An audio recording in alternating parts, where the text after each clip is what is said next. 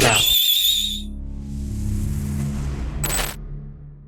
Have you ever had an experience where you felt that fortune-telling was accurate? In fact, there are many people in the world who have never had such an experience.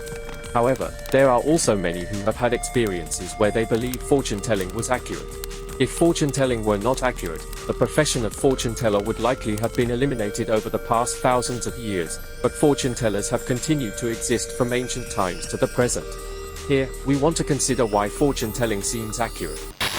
Hello, I'm Handa-kun. Kotaro here. This time, we will introduce some interesting reasons why fortune-telling seems to be accurate, taken from Hiroshi Tasaka's book, Polishing Luck. When it comes to fortune-telling, I think of Japanese fortune-teller Mr. Sonic Dragogo. That person also makes a living from fortune-telling, which means there is a demand for it. According to the author, Mr. Tasaka, the phenomenon of fortune-telling being accurate is less about fortune-tellers or diviners hitting the mark, and more about something deep in the heart of those who receive the fortune-telling. Is it about the problems of the person being divined? Besides fortune-telling, many people have had mysterious experiences that traditional science finds difficult to explain, like memories of the future. Indeed, I often hear people say they had a premonition or foresight of the future. In this book, such phenomena are defined as synchronicity beyond time. Synchronicity refers to,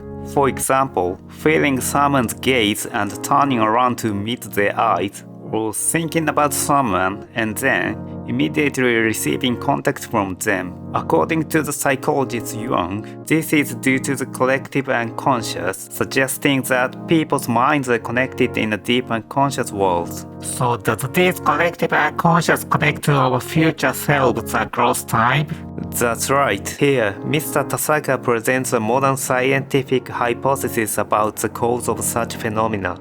Drawing on his experience studying in a doctoral program in nuclear engineering, he introduces this as a scientific hypothesis. Zero-point field hypothesis. What is proposed here is the zero-point field hypothesis. This hypothesis suggests that an energy field that exists throughout the universe, the zero-point field, contains all information about the past, present, and future of the universe. Modern quantum physics has revealed that even in a vacuum, there is a vast amount of energy, which differs from the usual understanding of a vacuum being nothing. Quantum physics states that this quantum vacuum contains a vast amount of energy. Inflationary universe theory in modern cosmology is a theory that explains how the universe was born. It is said that 13.8 billion years ago, the universe did not exist, and the fluctuation of the quantum vacuum caused rapid expansion, inflation, leading to the Big Bang and the birth of the universe. Before the birth of the universe, the quantum vacuum, the state of the universe, contained a vast amount of energy capable of producing a magnificent universe. In this vacuum, the zero-point field is thought to be a place where all past, present, and future events in the universe are holographically recorded as waves. This hypothesis is currently attracting attention. All events in the universe are recorded as waves, which is a rational hypothesis even from the perspective of modern science. According to quantum physics, matter does not essentially exist. What we perceive as matter or solids is an illusion created by our everyday senses, and in reality, they are made of energy and waves. Thus, all events in the universe, such as the formation of galaxies, the birth of Earth, your birth, and watching this video, are movements of the universe's energy and waves, and these waves are holographically recorded through wave interference. Holograms can record vast amounts of information, so this hypothesis is scientifically rational. The question that arises here is, does the future already exist? Normally, the future is something that is yet to come, so it doesn't exist yet, right? Certainly.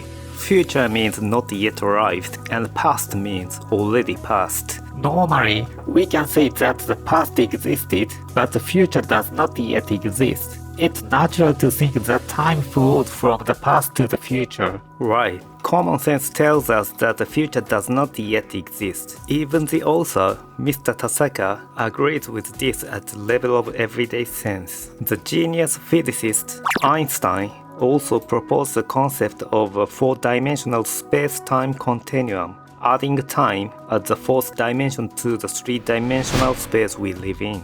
In this concept, the past, present, and future are treated as existing simultaneously. In modern physics, the understanding of time is completely different from our everyday senses. Assuming this understanding, it seems possible to comprehend why we feel premonitions, foresights, and memories of the future. Einstein is also known to have said, past, present, and future are illusions, however persistent they may seem to physicists.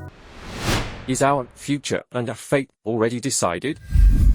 Then, does the existence of future information recorded in the zero-point field mean that our lives and fates are already determined? Or is the future changeable?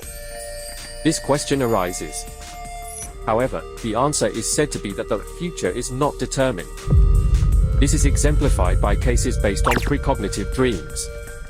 For example, President Lincoln had a precognitive dream of his own death, and there are cases where someone dreamed of a ship sinking, cancelled their voyage, and ultimately survived. These cases show that the future is changeable.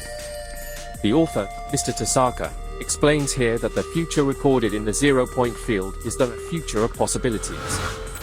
The future foreseen by connecting to this field is the most likely future among the countless possibilities of the future. Therefore, he points out that changing our current actions can lead to a different future from the most likely one. This indicates that the future is not fixed but exists as a possibility, and different futures can be brought about by our actions. In quantum physics, as is well known from the double-slit experiment, for example, the position of an electron before observation exists as a probability distribution of various possible positions and becomes determined upon observation. This is based on the concept of the wave function in quantum mechanics, and the zero-point field also holds many future possibilities as probability distribution information.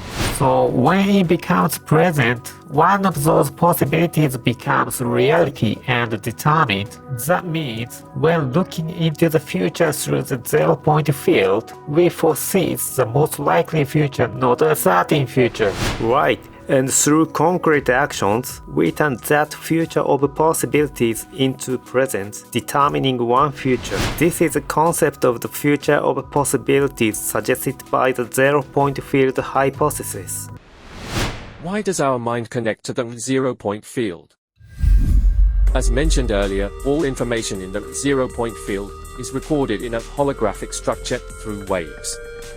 This means that information is recorded using the principle of a holography, which utilizes wave interference. Holography, as seen in the Star Wars movie where Princess Leia appears as a three-dimensional image in front of Luke Skywalker, can record vast amounts of information on a medium the size of a sugar cube, such as the entire collection of a national library. Therefore, if the zero-point field records information as holograms, it can store almost infinite information. But the zero-point field hypothesis also suggests that our mind is connected to this field at the quantum level, and we can receive information from and send information to this field. This hypothesis, difficult to understand in our everyday sense, is supported by advanced brain science theories, such as quantum brain theory. Simply put, this theory attempts to elucidate issues of consciousness and communication in the brain through the deep involvement of quantum processes in brain function. If the brain is communicating using quantum processes, then it is highly likely that the brain is connected to the zero-point field at the quantum level. However, the relationship between the mind and brain has not yet been clarified, and it is hoped that this will be revealed with the progress of quantum biology. Nevertheless, the hypothesis that our mind is connected to the zero-point field through quantum processes is worth scientific consideration. Why does the law of attraction exist? If the zero-point field holographic hypothesis and the quantum brain theory are correct, then it becomes clear why thoughts in our minds attract similar things. Information recorded in the zero-point field exists as waves, and our thoughts also exist as waves through quantum processes. In physics, it is known that waves of the same frequency resonate with each other. Therefore, it is considered that when our thoughts connect with the zero-point field, they resonate with similar information, causing attraction. This is thought to be the reason for the existence of the law of attraction. Although it is still a hypothesis at this point, it is one reason why the law of attraction is recognized by many scholars and people. To sum it up, the zero-point field hypothesis is based on these three pillars. An energy field called the zero-point field exists throughout the universe. This field contains all information of the past, present, and the future of the universe. When our mind connects with this field, we can sense or foresee events from the past, present, and even the future. So what you are saying is, in our minds, there's a world of timeless unconsciousness that can connect to the zero-point field. It's almost like the Akashic records talked about in the street. Because all information across time and space is gathered in this field, it is thought that synchronicity beyond space and time can occur. So the reason why fortune telling doesn't always work or does work is because the fortune teller could or couldn't peek into the subject's zero-point field. That might be part of it. Maybe clairvoyance is something like that. Alternatively, a strong statement or attitude from the fortune teller could lead a mentally vulnerable person to believe in the prediction and imagine that future, guiding them towards it, making the future conform to the prediction. Either way, it means the fortune telling is accurate. Still, one thing we can say is, if we base it on the zero-point field hypothesis, the future can be rewritten, right? Exactly. If you foresee an ominous future, acting against it can change the future. And since it's known that similar vibrations attract each other, if you act, positive action will attract a future with positive vibrations. If a negative future is predicted, acting to defy the prediction can prove the fortune telling useful. Right.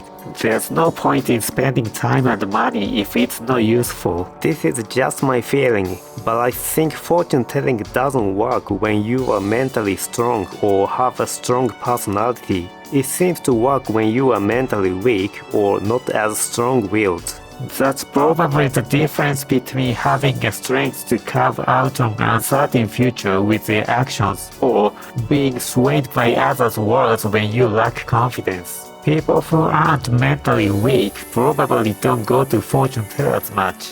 Why do people seek fortune telling? The reasons vary by person, but when people seek fortune telling even when they are not weak, they might be just looking for entertainment, or perhaps they are testing the fortune teller's abilities. On the other hand, people in serious situations genuinely seeking help and better futures might go for advice. So it's a positive reason seeking to change the present for a better future. Yeah, they are investing their time and money after all. Generally, I think that's the case. There might also be a desire to avoid failure, to lead an easier life than others by knowing the future. But if the future only exists as a possibility and isn't certain, that's problematic. Even if you're happy about the good future being predicted, you'll be disappointed if it doesn't come true. Plus, how much can you really trust these predictions? If you unconsciously doubt it, the unconsciousness might start moving towards disproving the prediction, even if there were absolutely accurate fortune telling that helped you avoid all bad things. Whether a life without any bad things happening is worth living is another issue. Can you grow in such a situation? Can you develop rich emotions? True, there's something to be said about people who have overcome many good and bad things having depth as human beings. So what's the purpose of fortune telling? It's about being able to see one of the possible futures from a third-person perspective that might help you calm down a bit. And with new perspectives, new thoughts may emerge. These thoughts and perceptions, entering your subconscious, might shape your future. In the end, fortune telling is good if it's beneficial to the person, whether it's accurate or not. That's how it seems. The much discussed intense future of 2025, what we can say now is, it's just the most likely possibility being spread around, but it's not yet certain. What kind of future you attract depends on everyone's action and mindset. There's still hope then. On this Mystery Hunter Handkun's channel, we plan to upload videos that explore such mysterious worlds. If you understand Japanese, there is also a Japanese version of the channel, so please check it out from the description section of this video. Everyone, please visit when you have free time. See you next time. Bye bye.